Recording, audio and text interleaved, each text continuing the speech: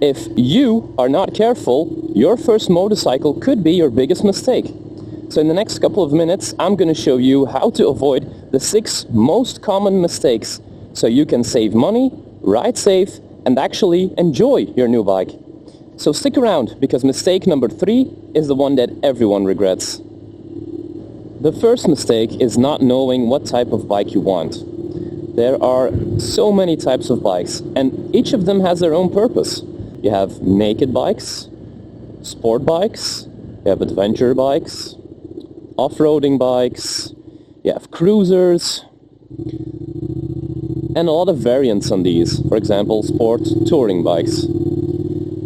Now, you have to decide which one of these you like the most, while also thinking about why you want to buy a motorcycle.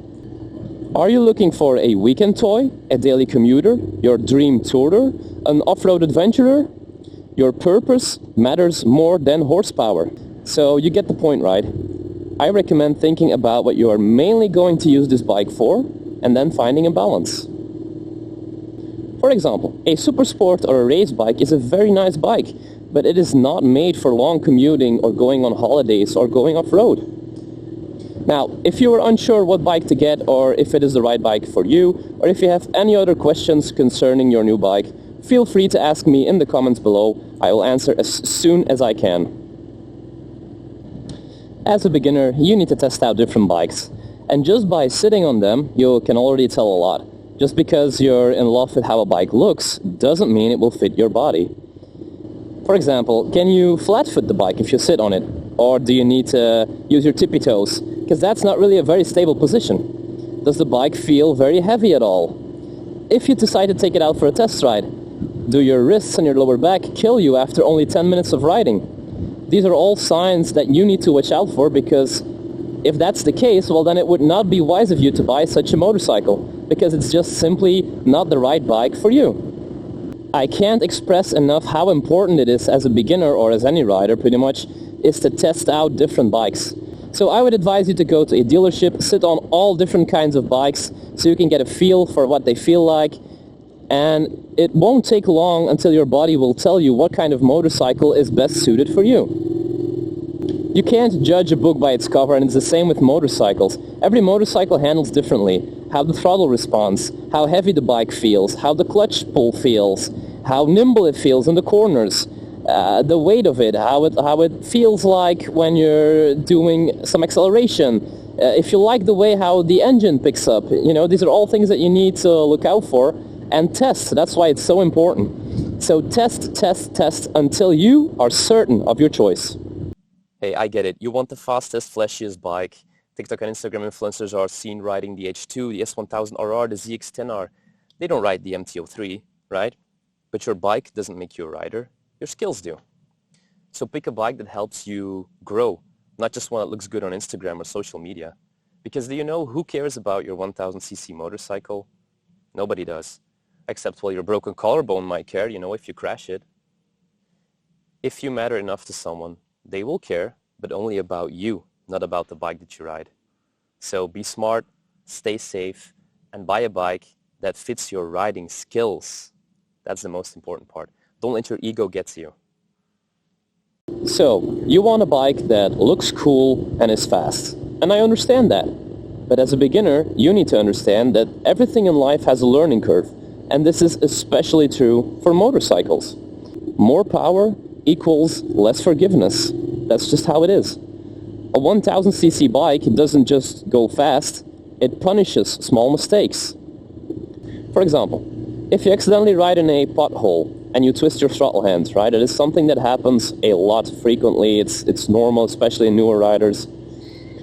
Now, you might end up accelerating way too much and possibly even crashing if this would happen on a very powerful motorcycle. Now, if the same situation would occur on a beginner or less powerful bike, it would still lunge you forward a bit, but it wouldn't be as aggressive and you would not get punished as much for making that mistake. So start small. You'll actually learn everything you need to learn, and that way you can prepare yourself to become a better rider and get yourself ready for a bigger bike. Okay, so quick overview. You have 1, 2, 3, and 4-cylinder motorcycles.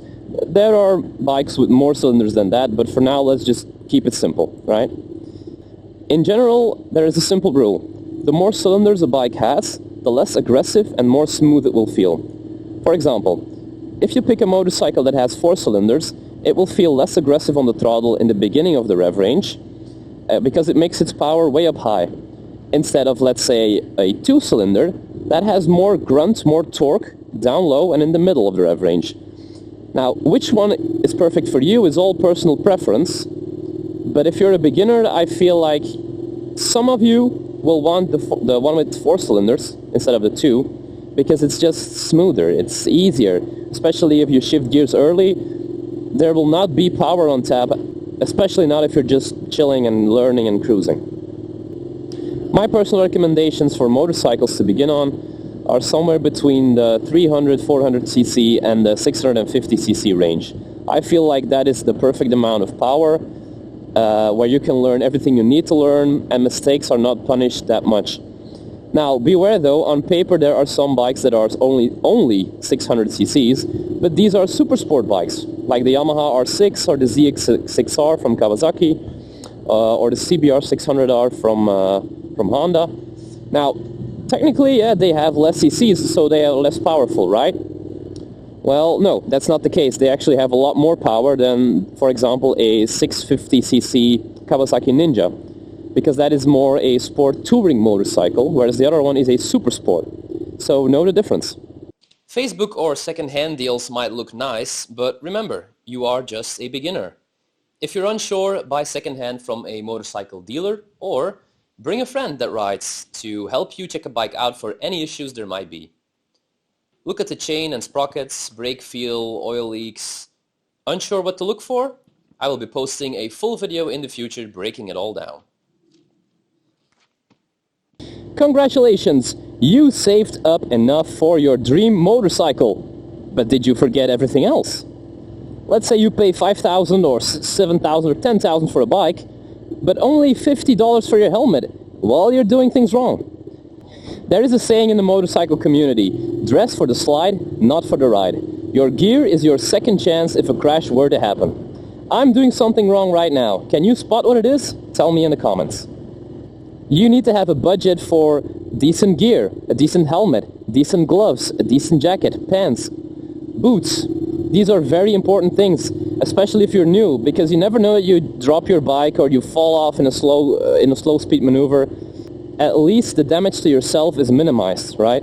So it's important to have all your gear and that it is of decent quality. Because believe it or not, you can look up these crash tests if you want to. The more expensive some parts are, the better they will actually protect your body. So you need to do your research, put some money aside, invest for that, just to keep yourself safe. Now, another overlooked part is insurance and taxes. This costs money too, right? Now, I cannot help you with the details on where you live personally, but I advise you to gather as much information as you can on prices for insurance and how much taxes you're going to have to pay for your bike. Because where I live, it's all dependent on how much brake horsepower you get, but some of the prices are actually ridiculous when it comes to taxes, so do your research, people. And lastly, your maintenance. A bike has different components that need to be checked and replaced, so make sure that you have a budget for properly maintaining your motorcycle. Failing to do so can have terrible consequences. Also, keep in mind, the more cc's, the more power a bike has, the more expensive it will be to maintain and for the replacement parts. So that's another thing to keep in mind when you're thinking maybe I should buy a bigger bike or a more powerful bike. It's just another argument in favor of a smaller displacement motorcycle. If this video helped you at all, please hit that subscribe button, it means a lot to me, and together we can grow into better riders. I'll see you on the next one. Take care!